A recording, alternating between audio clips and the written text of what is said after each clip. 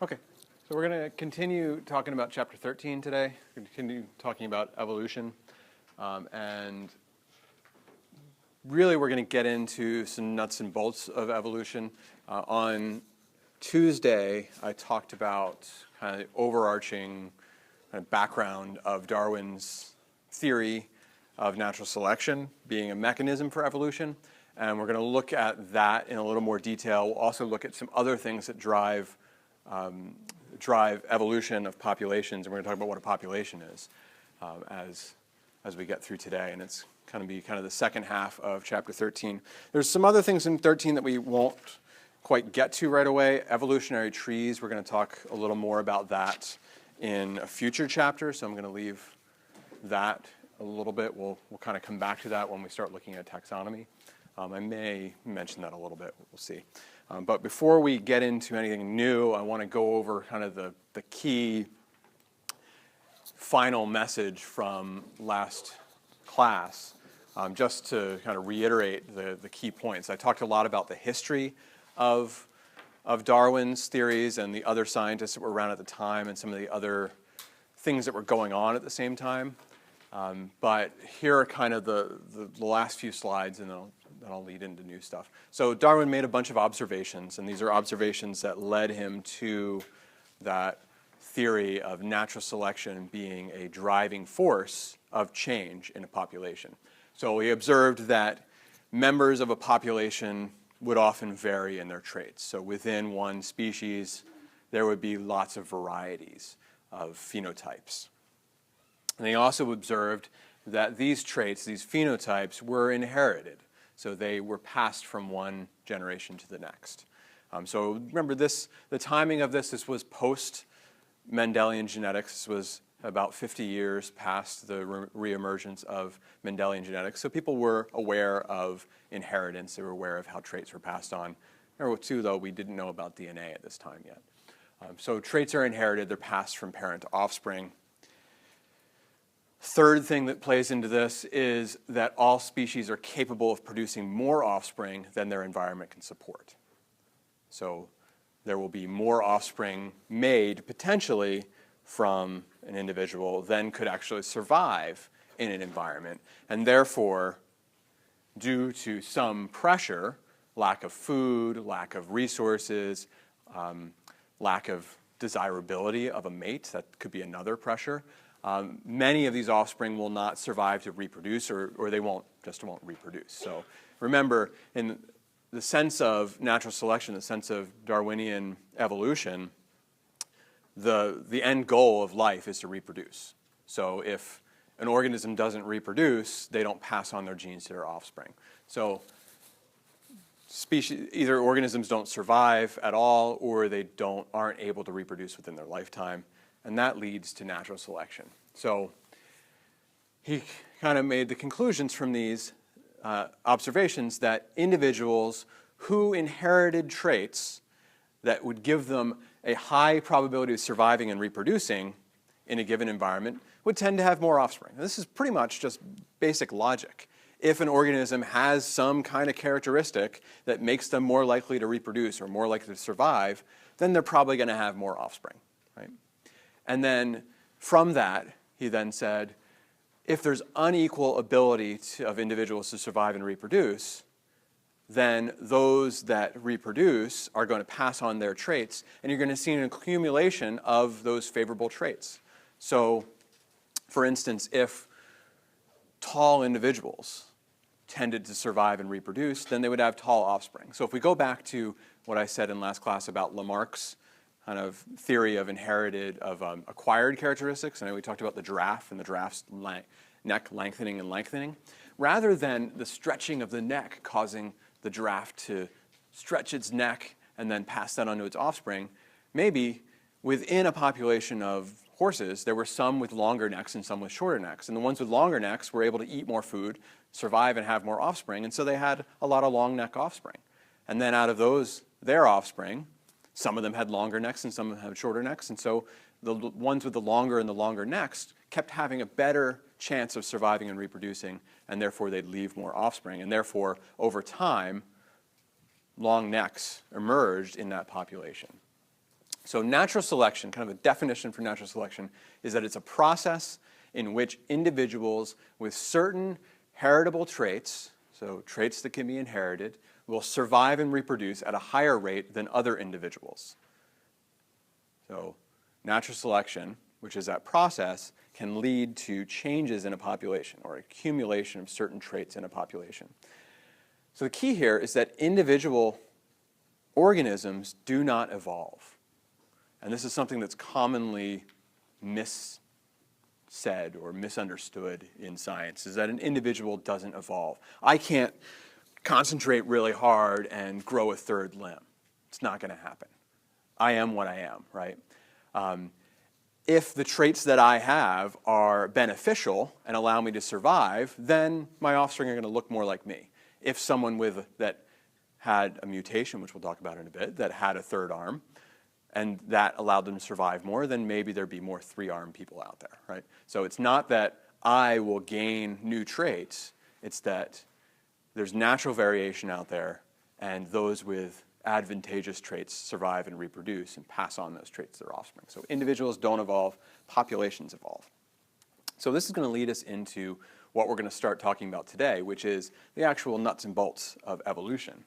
To do that, we need to learn a little bit more about populations, and I briefly mentioned it on Tuesday what a population is. Population is a group of individuals that, of the same species, that are found in the same area that reproduce with one another. So populations of species tend to have ranges. They have geographical ranges, and within the range there's an unequal distribution of individuals. Individuals tend to cluster. So those clusters are called populations.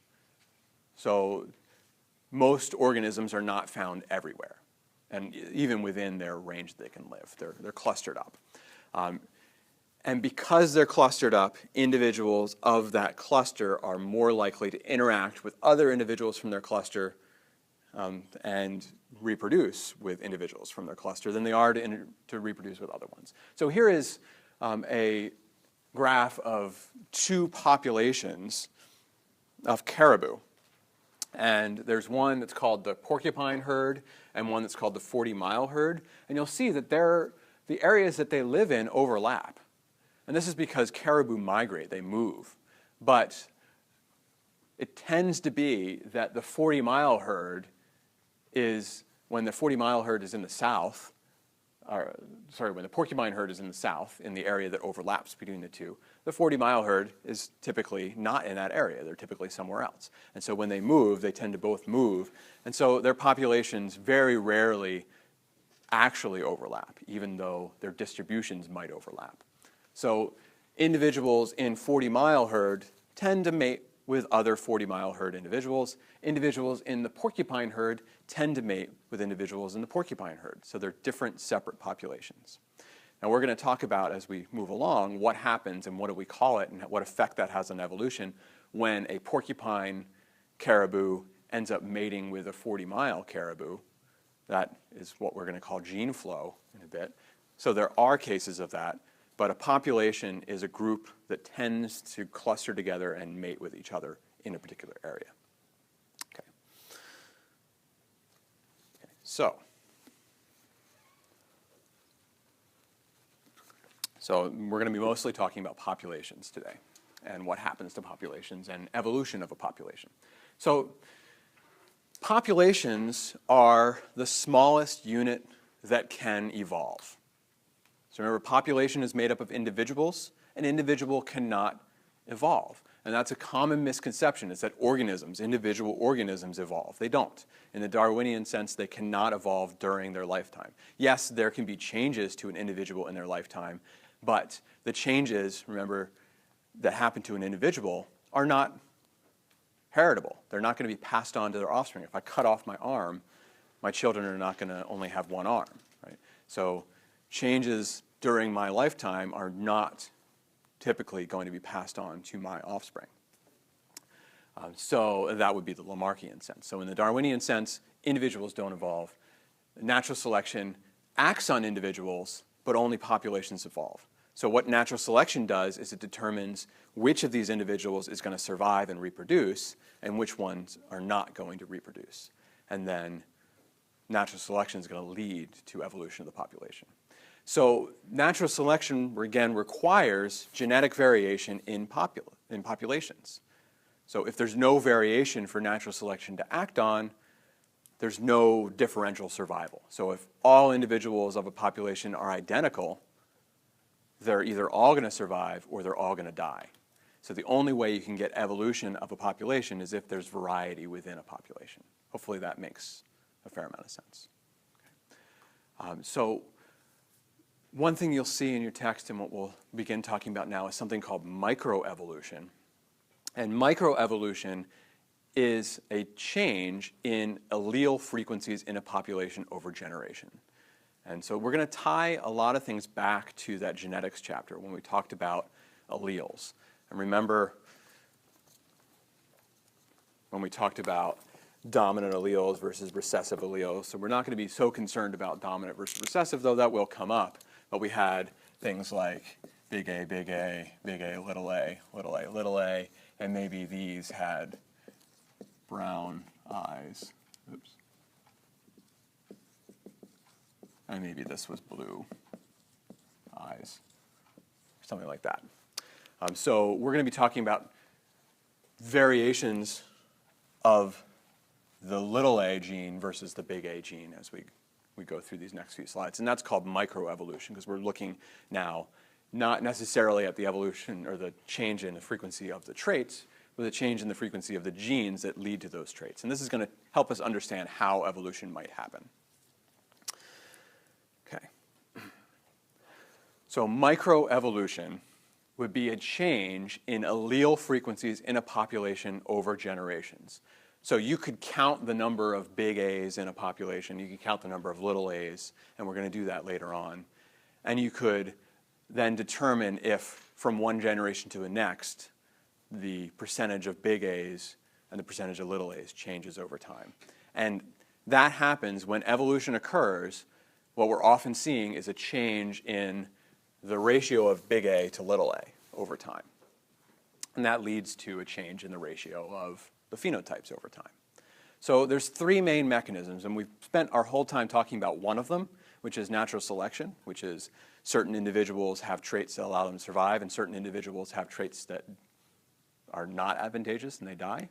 But we're going to also talk about two other mechanisms, and you'll also see these in the homework for this chapter: genetic drift and gene flow.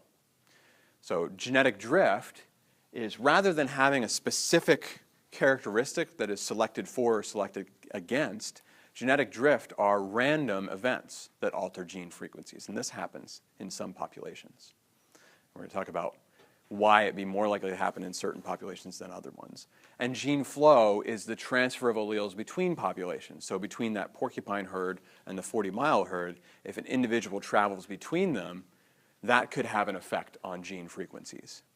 So natural selection, genetic drift, and gene flow are all going to be important.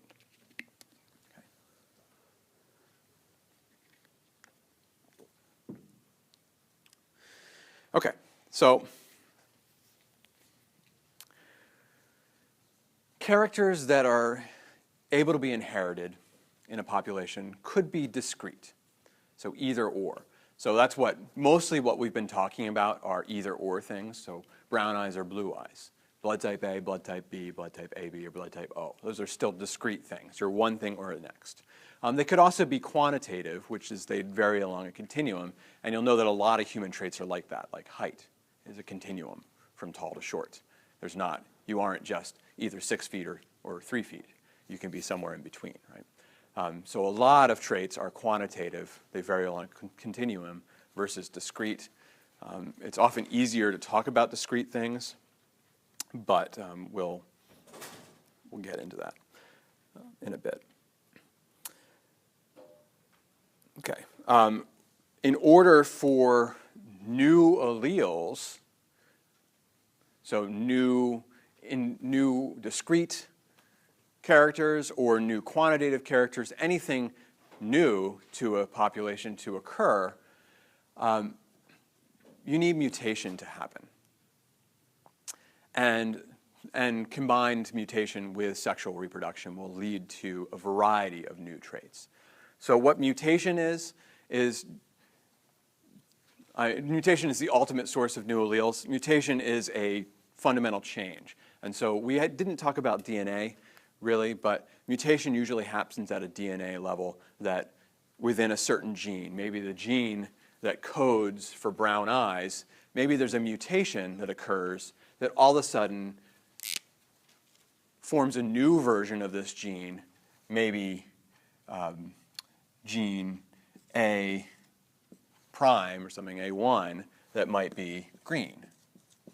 And this is not at all real because there's a lot more complexity to eye color. But so in order to get, if you only have brown eye and blue eye alleles in a population, in order to get green, you'd have to have a mutation to that gene to allow for that new allele. And mutation is going to be the ultimate source of new alleles, and so we will mention that a few times. Sexual reproduction is then going to allow for unique combinations. So if we have now this green allele, by sexually reproducing, you can end up with big A, A prime, or A prime, little a, and this might lead to new versions. So this might give you olive, something like that. I don't know. I'm making things up as I go along. But so you could end up with new varieties by incorporating those new mutated alleles with present alleles and come up with something new. And now you might have something that can be acted on by selection. Okay, so this is all going to lead us into the next thing. Okay, so just a little more on mutation. Again, mutation is a change in the nucleotide sequence of an organism's DNA. And I realize we haven't talked about DNA, so don't worry too much about what this means. But it just means that there's a change in the DNA. Most times, mutations do not have a large effect, especially on a large population, and especially in a single generation, because it tends to be, one, a rare event, and it's most likely to occur in a somatic cell. And a somatic cell is in contrast to a reproductive cell. So the reproductive cells are sperm and egg, and somatic cells are every other cell in your body. Why would it not matter in terms of evolution if a mutation occurred in a non-reproductive cell? Not going to pass on. Okay, yeah, so it might affect you as an individual, but it's not going to affect your children. So if you have a mutation, you most likely won't pass it on to your children. So this is like if you spend too much time out in the sun and you get skin cancer, then you have children, they're not going to have skin cancer just because you got it. Because that is a mutation in your skin cells. It's not a mutation in your reproductive cells. Now, if you get a mutation in your reproductive cells, that could cause a change in your offspring. But most of your cells are non-reproductive, so most likely a random mutation is not going to occur that's going to be inherited. But if you think of over many, many, many generations, eventually there might be some. Single mutations can be lost to the population by chance, by genetic drift, or by being selected against. So if it's a non-advantageous mutation, you're probably going to die and you're not going to reproduce. And there goes that mutation. It's out of the population within less than a generation. Also, it could be quickly lost by the population. So let's say I had a mutation that was in a reproductive cell. I had 2 children. Only one of them got that mutation, and that child never had any children. That's the end of it. So 2 people have that mutation, and it's gone. So it's a very rare event for that single mutation to become established. Even rarer, that mutation will make okay, so the last one says it's rarer that a mutation will make its bearer better suited to the environment, enhancing reproductive success. So more than likely, a mutation is going to be detrimental rather than advantageous. So you think if you randomly change things, it's less likely it's going to change for the better. I guess that's kind of the thing. So it's like if you took a hammer to your car, it's possible you might make an improvement to it, but chances are you're going to break something, right? So it's rare that a mutation actually improves things. But mutations are very important, and they do provide genetic variation, the raw material for natural selection. But this is why we don't see evolution very rapidly most of the time, because it takes mutations and it takes a very long period of time. So we have to think of geologic time, and then we can see accumulation of these mutations. And you might, if you get 500 mutations, chances are one of them might be good, and one of them might establish, things like that. Okay.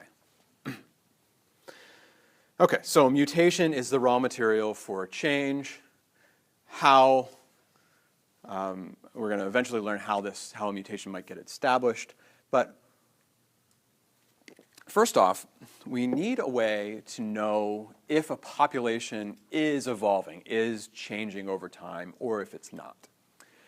So we already know the requirements for evolution, especially by natural selection. So for evolution to be occurring, number one, individuals in a population must differ genetically. So again, if all individuals are the same, there's no way we're going to get any change over time. And there must be a mechanism of evolution, natural selection, genetic drift, or gene flow, which we'll talk about in more depth later, must be at work. So one way to assess evolution is to determine what the genetic makeup is of a population at a particular gene region. So for a particular gene, focus on that. And it should, okay, if the population is not evolving, the gene makeup of the population should not change over time.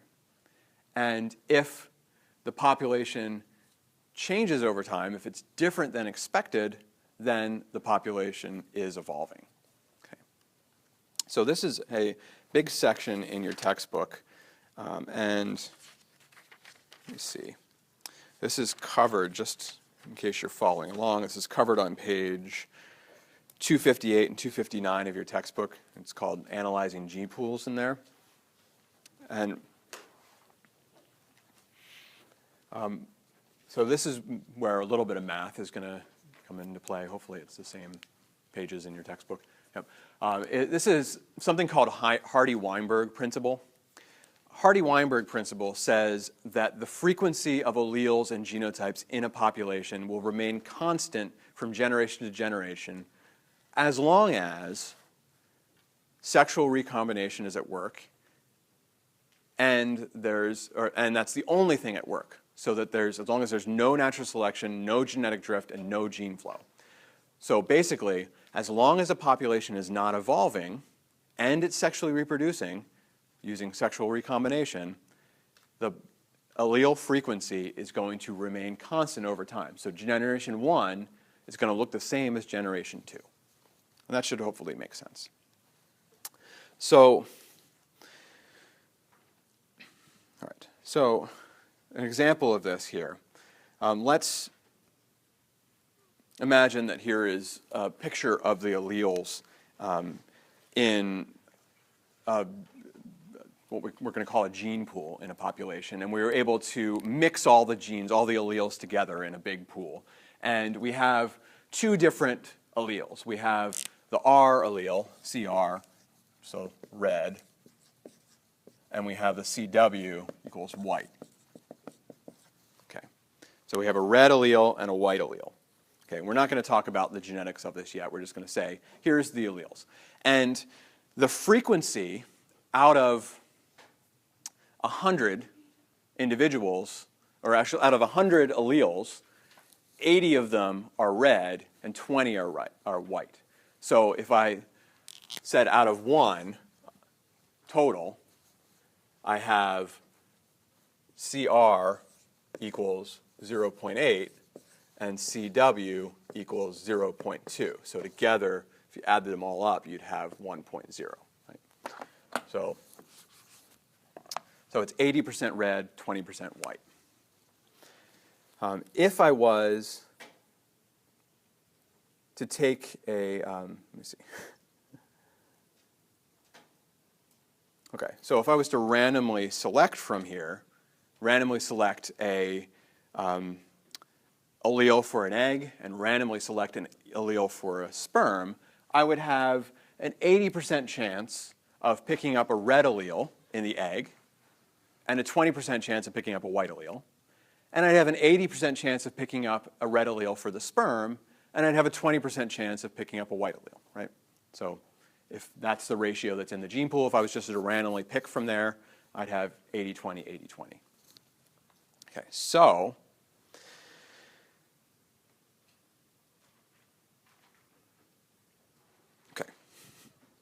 we can use this to determine the probability of a homozygous or a heterozygous individual as well, knowing these probabilities.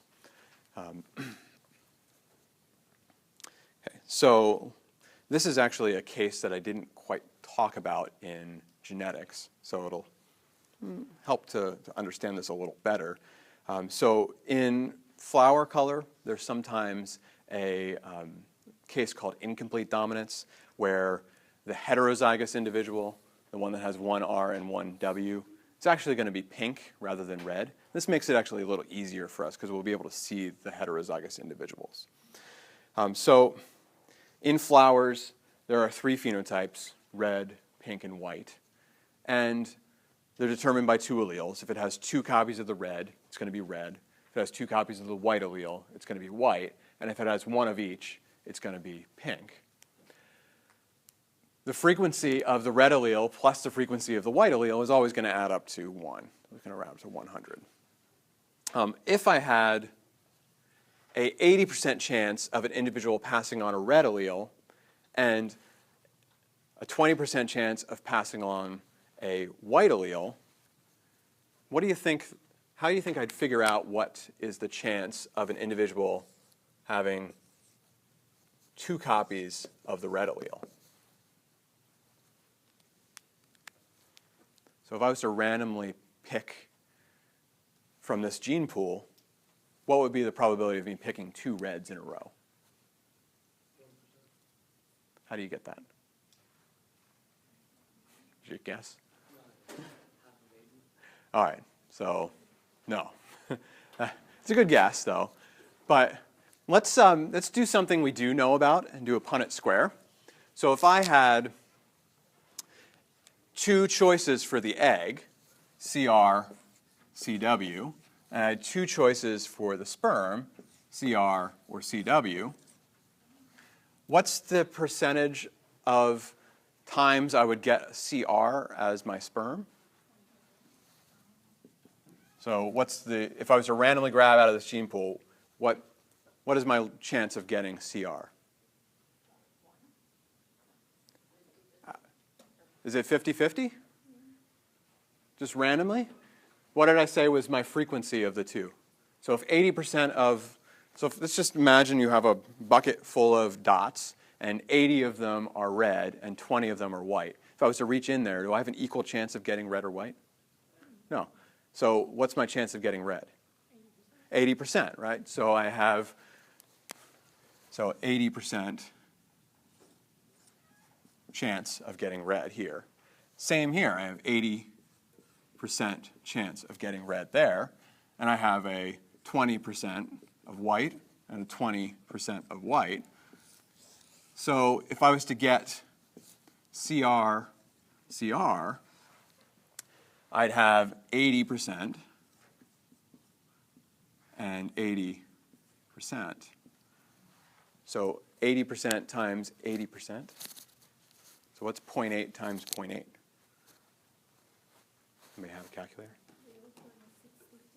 Yeah, so it's 64. So I actually have a 64% chance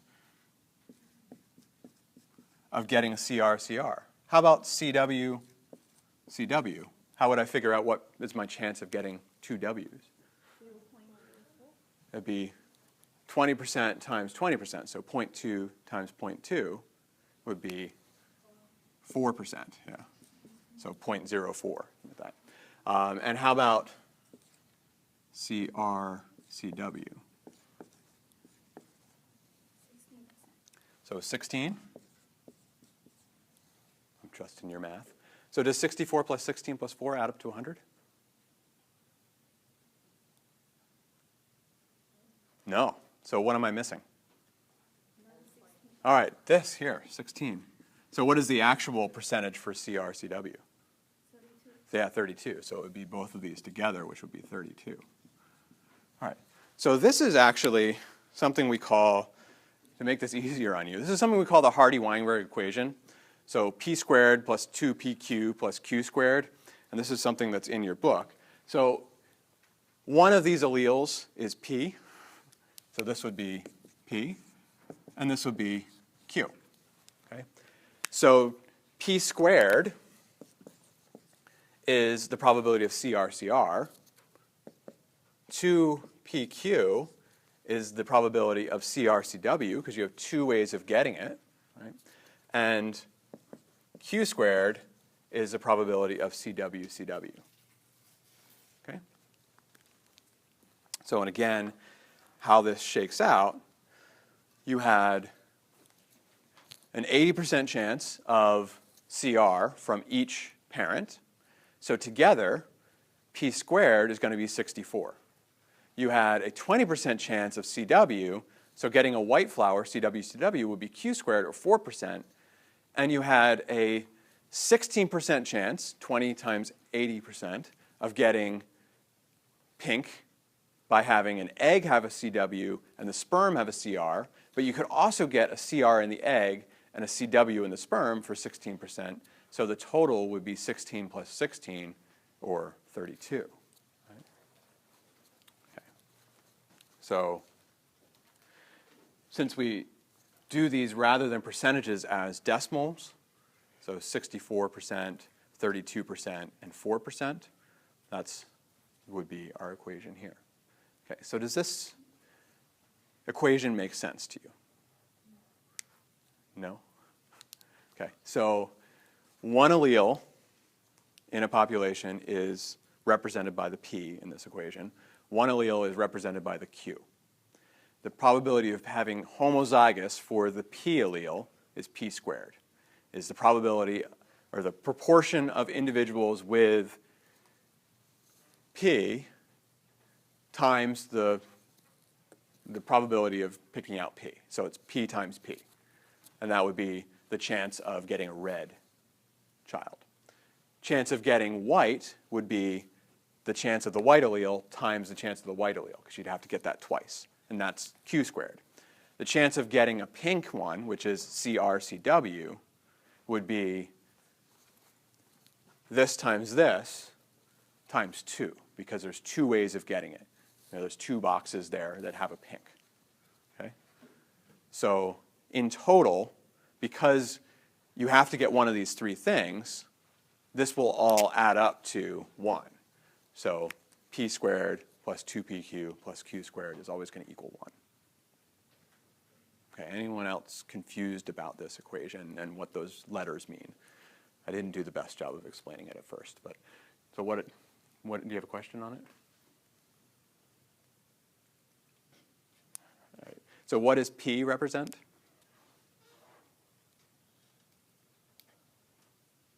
Anyone else? What does p represent? CR times CR. All right, well, it's p squared, but what is, so p represents CR, right? It represents the red allele. So what does q represent? The white allele. So what does p squared represent? Red. All right, red flowers, and q squared represents white flowers, and what does pq represent? Pink flowers. So the probability of having pink flowers is 2 times p times q. Okay. We'll do another equation of these later on. Okay. So where are we? Okay.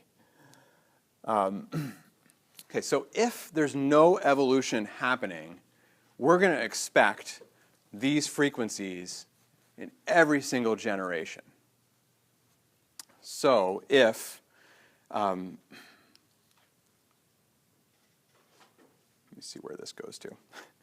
Okay, if I want to figure out the frequencies of alleles in the population to see if it has changed from one generation to the next, I have to just add the frequencies together. So the probability or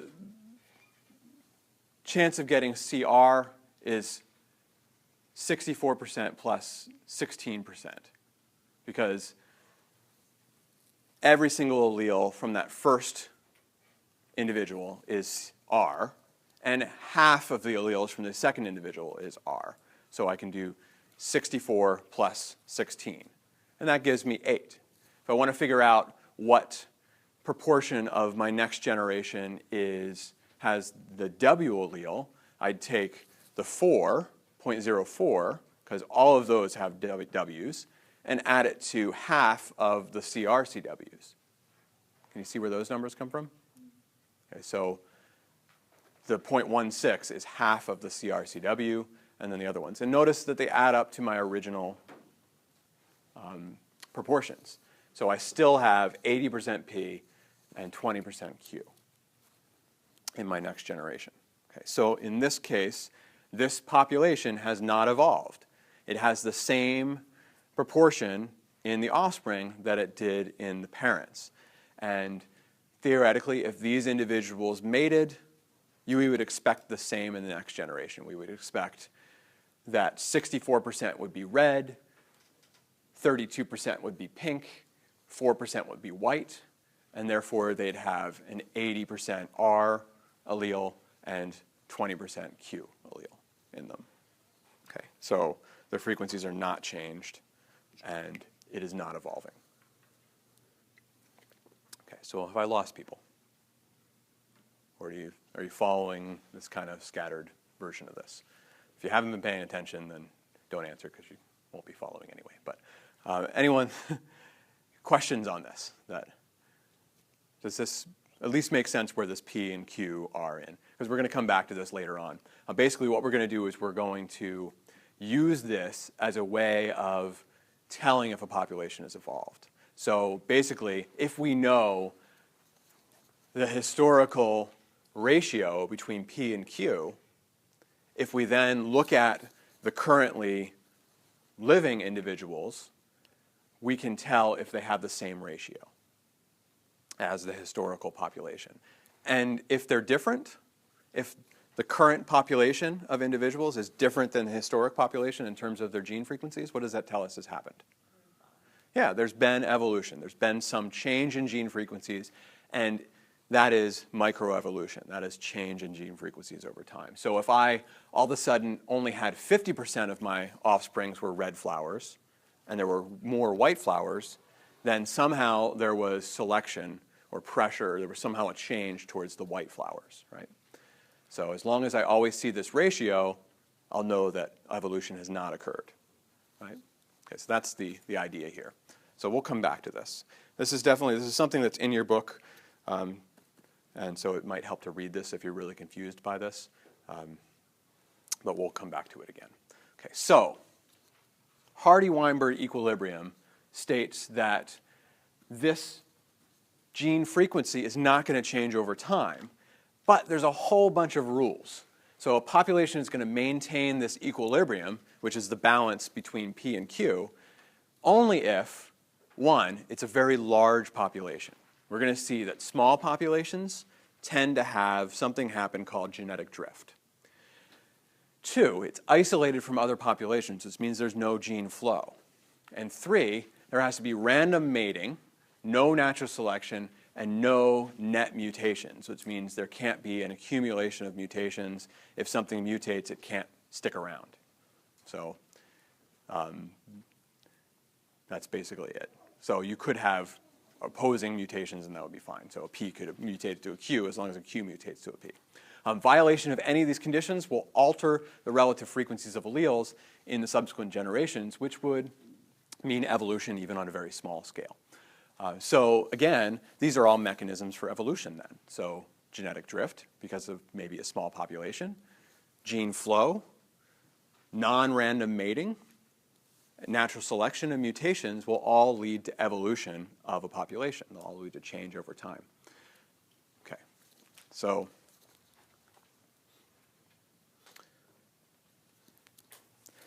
So microevolution is when a change in allele frequencies in a population occurs over generations. And we can use the Hardy-Weinberg equation to detect this change. And again, processes that produce genetic variation include mutation and sexual reproduction, and processes that alter allele frequencies include genetic drift, gene flow, and natural selection. And again, we'll go into these in a bit. So here's what genetic drift is like. Okay, so genetic drift are small events that cause changes in allele frequencies in a small population, and they lead to the small population drifting randomly from one generation to the next. So this is random. It's like a coin toss. Okay, so here's a very small population of flowers. You have one white flower, you have 1, 2, 3, 4, 5 red flowers, and you have 3 pink flowers.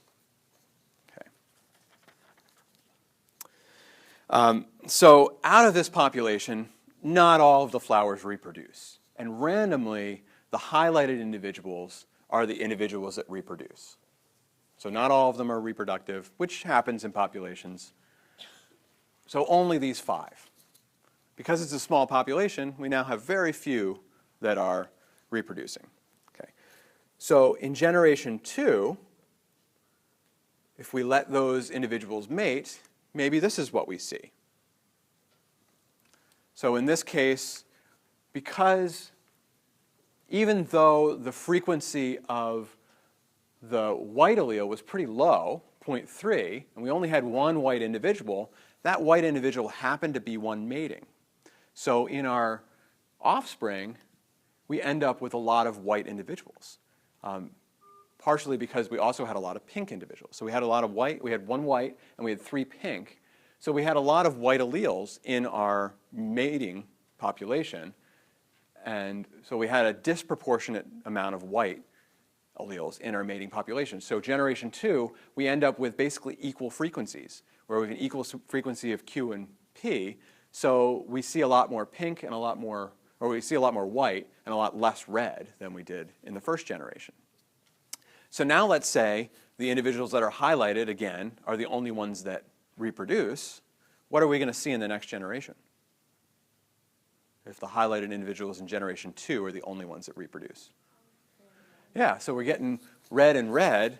So our third generation is all red. And so very quickly, have we seen evolution occur in this population? So have we seen changes in gene frequencies from generation to generation? Yes. Yeah, we definitely have. We've now caused 2 alleles, well, one allele, sorry, we've caused 2 phenotypes to go extinct, but we've caused one allele to go extinct, to disappear from this population. We've caused the white allele to disappear, because generation 3 now has only red alleles.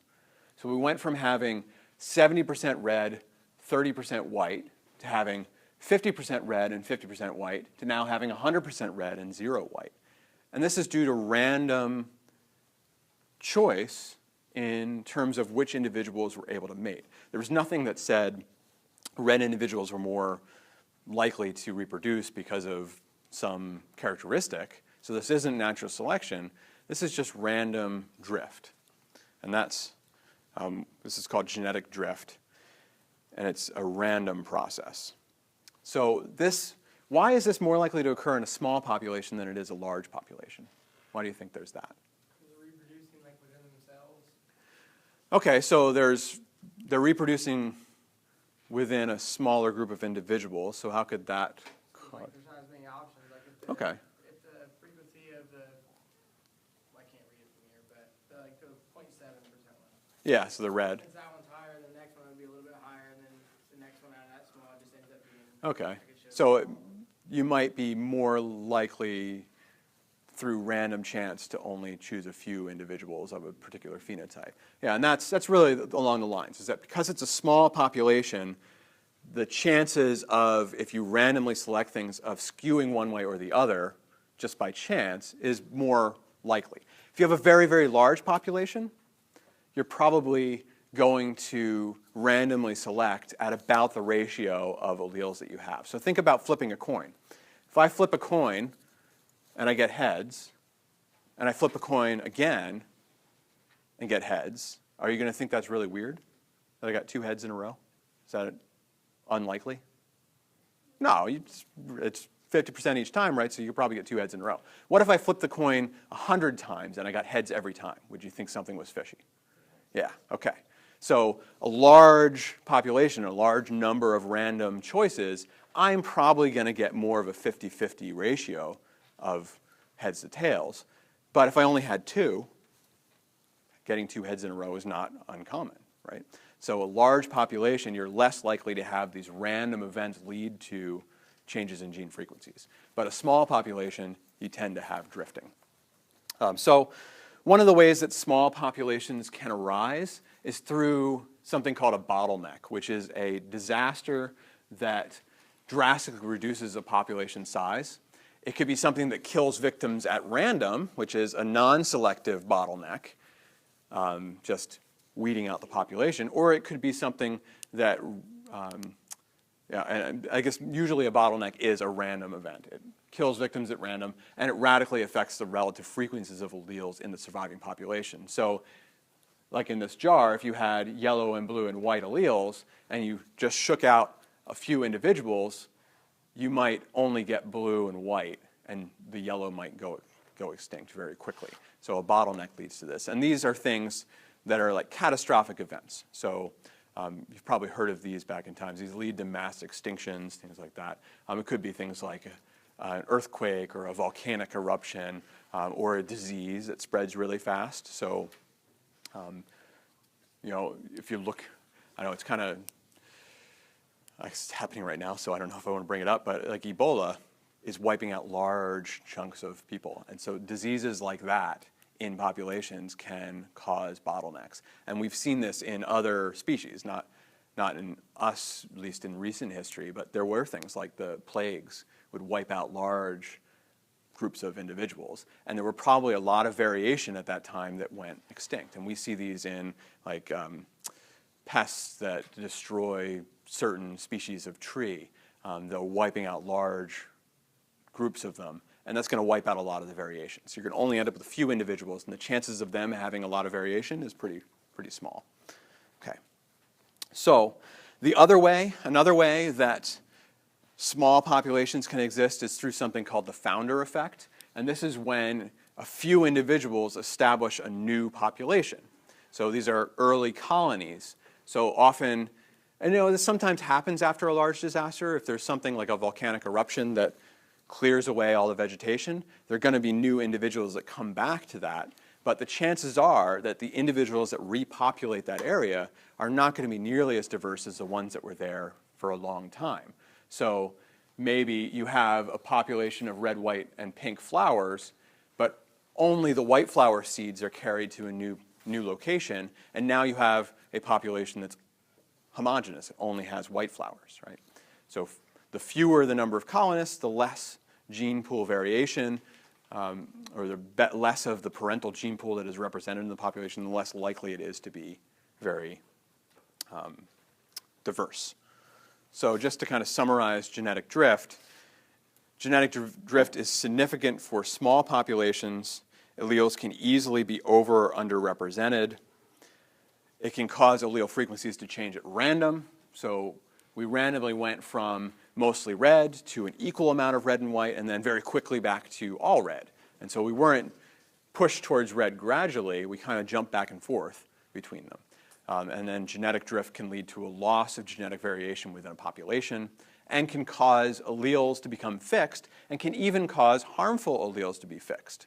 So if we're randomly selecting individuals to survive, it's just as likely for us to randomly select a beneficial allele as to randomly select a harmful allele. So if you think about a bottleneck event that's randomly killing off flowers, if it only leaves flowers that are now susceptible to predation, that population is probably not going to last very long, but you've kind of increased the harmful alleles in that population. Okay. So, and just kind of finally, the genetic drift will continue to influence microevolution of a new population until its size increases enough to render the drift negligible. So when populations get to a certain size, then they're going to stop randomly drifting and they're going to start having more consistent ratios of genes from population to the next, one population to the next.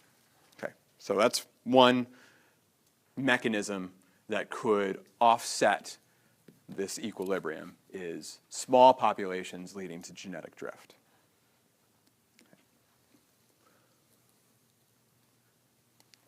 Okay, the second way that could offset the Hardy-Weinberg equilibrium is gene flow.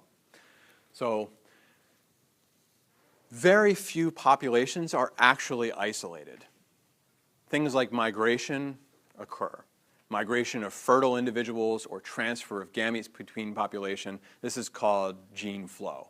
And gene flow can shift the relative frequencies of alleles in a population and cause populations to gain or lose alleles. It actually generally reduces the differences between populations. And this is a Time cover from a while back where they said, the title, which you probably can't read there, is The New Face of America. And it's basically saying that because there's been so much immigration, emigration, there's been so much gene flow, especially within the states, and people are becoming less and less likely to only reproduce within a certain group. So mostly this is within racial groups. There's a lot of interracial families. There's a lot of mixture from different cultures and different backgrounds, that there's becoming this emergence of a very more homogenized individual that's found in the States. And so more and more we're getting individuals that are not white, that are not black, that are not any other shade. They're kind of a mixture of everything, and we're getting this homogenation as we're getting a reduction in the differences between populations. And this is what happens if there's excessive gene flow, because we'll see later on that separation of populations leads to divergence, whereas gene flow between populations leads to convergence. So, okay, oops. Okay. So that's gene flow. That's a very quick kind of introduction to gene flow. Okay, just a little bit more on natural selection, because this is always the kind of the biggest thing. Natural selection is differential success in reproduction. So things like, so genetic drift was very random. Natural selection is not random. It's differential selection. It's differential success in reproduction for a reason. Populations consist of varied individuals, and some of those individuals have offspring more often than others. And we see a change then in the frequency of alleles from one generation to the next because of this. Selection tends to be adaptive, whereas those previous mechanisms were random. So gene flow homogenizes things kind of randomly. Genetic drift, we randomly select one allele or another. Natural selection is what's called adaptive, which means it's headed towards some change, and it's because of some change. Maintains a favorable genotype over other genotypes out there, and typically in response to an environmental condition, but it could be also in response to behavioral conditions as well. Okay, so natural selection is differential success in reproduction, and its products will adapt organisms to the environment. So the faster the organism, the more likely they are to eat, the more likely they are to survive and reproduce. The slower individuals tend to not get as much food and not have as much offspring. So over time, more and more individuals of a species are fast, right? But remember, natural selection can only act on heritable variations, not on acquired variations. So the muscle builder is not going to have muscular children, whereas the fast cat might have fast kittens, not because they trained to be fast, but because they were faster due to their genetics than their siblings. So they had fast offspring, right? You could have an individual that genetically is disposed to being stronger, and in that case, yes, that would be heritable, But just because you lift weights does not mean your children are going to be strong. Right? Okay. So most times, natural selection occurs because environmental factors vary, so throughout the year and also throughout the location, and they mean that one adaptation in one area is not as successful in another area. So natural selection is not going to generate the variation, but it's going to act upon it, and you might have an individual that is ideally suited in one environment that's not as suited in the other environments. So the other day we talked about birds and finch beaks, and the finch with the beak that was ideally suited to catching insects would not have done well on the island with cactus, but the cactus-adapted bird would not do well on the insect island. So local conditions will favor certain traits over the others, and this is what we're going to see leads to divergence of populations over time, so that the population on the cactus island has different selective pressures than the population on the island with insects. So this leads to different outcomes of natural selection depending on what is forcing the changes in the population. So let's say here's my original population of mice, and they vary from very white color to a very dark gray color. And we're going to have selective pressures put on them. There's three possible outcomes to selective pressure. So in this case, the original population, most of the individuals were an intermediate color. Fewer individuals were on the extremes. So let's say, for instance, in one environment, it was advantageous to have a dark fur color. And those with light fur color were eaten more often than those with dark fur color. So those with the darker fur color are going to be more likely to reproduce and have offspring, and therefore over time, you're going to get more and more individuals with dark fur, and the white fur is probably going to disappear. So you're going to see a loss of the alleles that lead to light fur and a gain in alleles that lead to dark fur. This is what's called directional selection.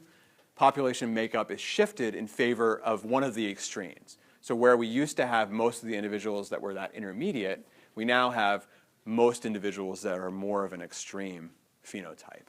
So because the extreme phenotype was an advantage, it's now been selected for. Okay. So that's one way it could go. Let's say instead, that same original population where I had mostly gray individuals and some white and some dark gray, let's say that that environment had a lot of variation within it, where it had some light zones and it had some dark zones. And so the predator, maybe let's say the predator is a hawk in this case, and the predator it's able to find the dark individuals when they're on the light patches, and it's able to find the light individuals when they're on the dark patches. But if they stay to the same color patches, it's only able to find individuals that aren't light and aren't dark. So individuals that might have an intermediate phenotype. So it's going to selectively pick against the intermediate phenotype. In this case, what's called disruptive selection favors opposite extremes. So you'll end up getting more white mice, as well as getting more dark gray mice, but you're no longer going to get mice that are in the middle. So this is called disruptive selection. So we had directional selection picks for one of the extremes or the other. Disruptive selection selects against the intermediate and ends up selecting for the extremes. So that's the second kind of selection. The third kind of selection would be a case where the extremes are a disadvantage. So being white and being dark gray are now no longer an advantage, and they're the ones that are going to get picked off. And it's only individuals that have that intermediate coloration that are going to survive. And this is what we call stabilizing selection. So stabilizing selection will eliminate the extremes and favor an intermediate. So again, three types of natural selection. We have directional natural selection, where it favors one extreme We have disruptive natural selection where it selects against the intermediate and favors both extremes. And then we have stabilizing selection where the extremes are eliminated and it favors a intermediate type. Okay. So, and these all happen. And you've probably, if we think back to the giraffe example, which kind of selection do you think a giraffe's long neck would have been? So do you think that was an intermediate phenotype that was selected for? Do you think it was an extreme phenotype that was selected for? And do you think it was two extremes or one extreme? So if ancestors of giraffes had short necks, what kind of selective pressure would have to happen for giraffes now to have long necks? Yeah, it would be directional selection because every generation they would select for the extreme long neck. And gradually over many, many generations, you'd get the extreme long neck individual. So that would be a case of directional selection. All right, I'm going to tell you a story about another type of thing, and I want you to see if you can pick out what kind of selection it is. Okay, so there's a disease which you've probably heard of called sickle cell anemia. So sickle cell anemia is a genetic condition whereby your red blood cells tend to sickle. They tend to misshape, which makes them harder for them to carry oxygen and also more likely to clot. So it can cause, basically it causes the same symptoms as anemia, which is a lack of red blood cells, because your blood cells are not very good at carrying oxygen. So you have trouble transporting oxygen around. So sickle cell anemia is a inherited trait that basically it has, let's see how I can explain this. So individuals that are heterozygous can survive. So individuals that are homozygous for sickle cell, they tend to not survive. So it's so extreme that they cannot survive, or they cannot survive very long. Individuals that are heterozygous for that, on the other hand, can survive, but they have a disadvantage. They are slightly anemic, so they don't carry oxygen very well, and they have problems of clotting. However, sickle cell anemia is very common in certain regions of the world. So Africa especially, here you can see the frequency of sickle cell allele is very high in some parts of Africa. Turns out that the areas with high sickle cell also tend to be areas with high incidence of malaria. Malaria, which is a mosquito-borne illness, has similar symptoms to flu, like a lot of diseases. Malaria tends to not affect individuals with sickle cell as much as it does individuals that don't have sickle cell. So, what do you think the pressure is that's leading to the persistence of sickle cell anemia? So there's individuals that are homozygous dominant typically die. Individuals that are heterozygous have sickle cell anemia, and individuals that are homozygous recessive are normal. Okay. So why do you think sickle cell anemia persists?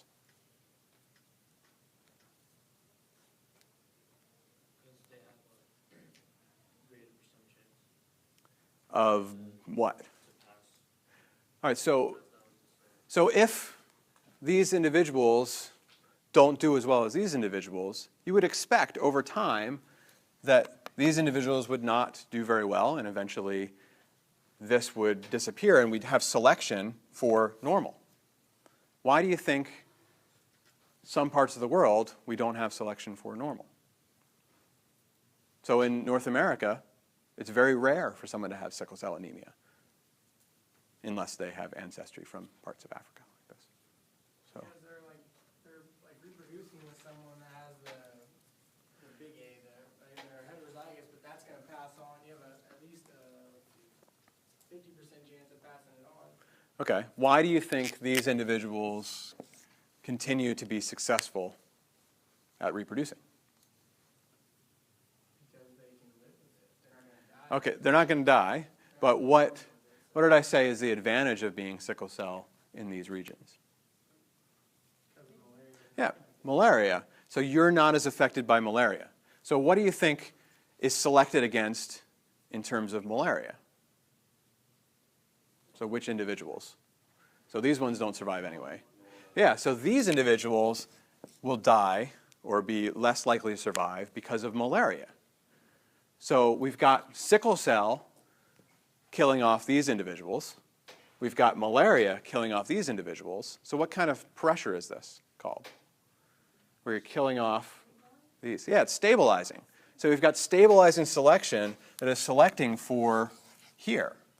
Whereas elsewhere in the world where there's no malaria, you don't have this being selected against, and so you have directional selection selecting for normal. So this is why South Africa, where there's very little malaria, there's almost zero frequency of sickle cell allele. And same with Asia and parts of northern Africa. So you'll notice that anywhere where there's no malaria, you pretty much have no sickle cell. But the areas with lots of malaria, you have this second selective pressure that is selecting in that direction, and you end up getting selected for the middle. So this is stabilizing selection that we see in terms of sickle cell anemia. So it does exist, and this is why sickle cell persists in certain parts of the world, is because it confers a selective advantage in areas where malaria is prevalent. You're going to be more likely to survive malaria and reproduce if you're sickle cell. So you're bad off regardless. Either you have a problem with the sickle cell or you have a problem with malaria. So this is why outside of these regions it's selected. It's directional selection selecting for normal. Okay. Can you see the difference between the directional and stabilizing in this case? Okay. Okay, what else do I have here?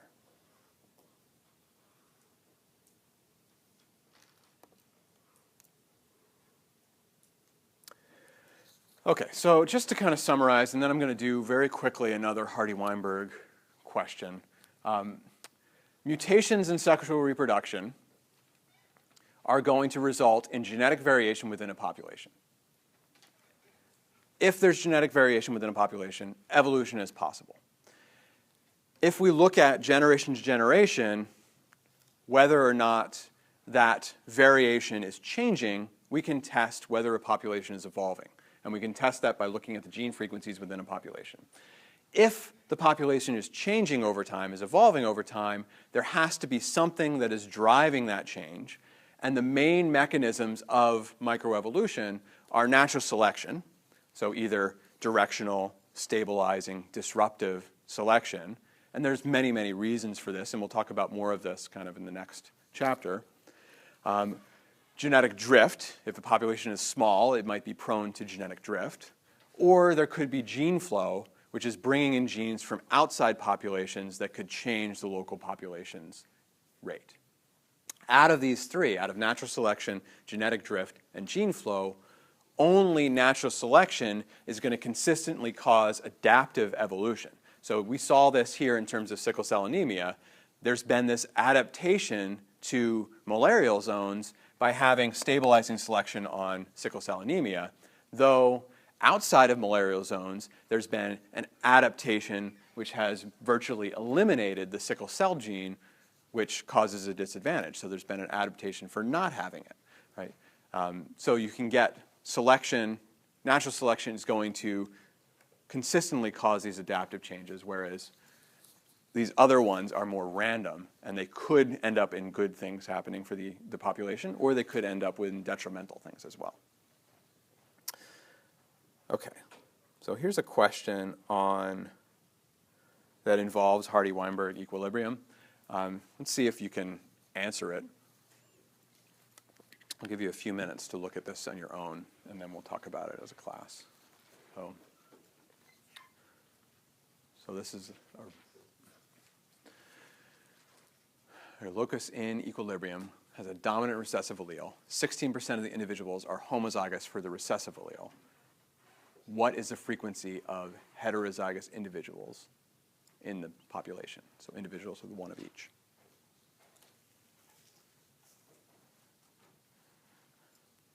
Just a little bit of math.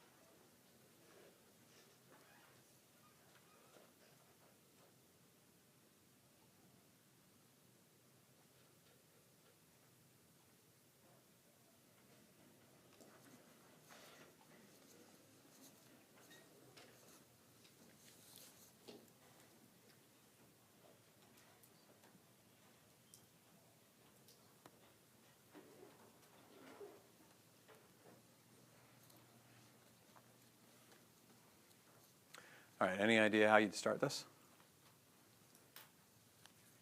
So in this equation here, what does the 16% represent?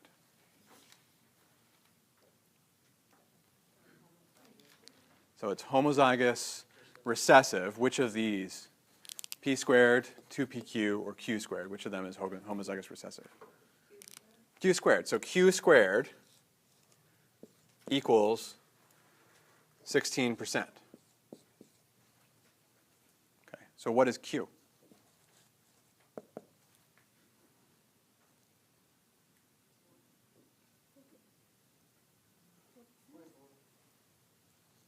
So would be the square root of that, right? I'm not going to have you do these math kind of questions on the test, so don't worry about this if you're freaking out, because I know some of you haven't had this much math. But so you'd have to do the square root of 16%, which would be 40, right? So what's square root of 16%, which is a square root of 0.16, which would be 0.4. So 0.4 times 0.4 gives you 0.16. I know these are decimals, they're hard, right? Okay, so what do you think? If Q is 0.4, what is P? What is P plus Q going to equal? Okay. So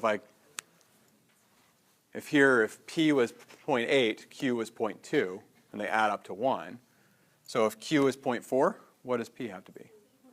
0.6, right? So how would I figure out what the frequency of heterozygous individuals is? Which one of these is heterozygous individuals? 2pq. So all I need is 2 times P times Q, and so that's 2 times 0.6 times 0.4. What does that equal? Yeah, 0.48, right? 0.48. Okay. So 48% would be heterozygous. Yeah. So we know that P plus Q equals 1. 2pq plus P squared plus Q squared equals 1. So Q squared is the frequency of homozygous recessive individuals equals 16. Q equals the square root of 16, or 0.4. P equals, just do a little bit of math, you find out that P is going to equal 0.6, so it's 1 minus 0.4. And then so 2pq equals 2 times 0.6 times 0.4, which is 0.48. So this is how you could use that equation to do questions like this. I have a feeling I'm just not going to do these because you guys are staring at me like deer in headlights. But if you are to take a course like 1011, just to warn you, or if you are to take a course in evolution or a course in ecology, something like that later on, these are the types of things you do. You use math to figure out the frequencies in a population, and then you look at the population. So if more or less than of your population than 48% is heterozygous, you know that it's out of Hardy-Weinberg equilibrium, and there's something selecting either for or against that heterozygous individual. So really, I just want you to get the concept out of this. Okay, so that's really all I'm going to talk about with the genetics, or with the evolution chapter, chapter 13. We are going to start on 14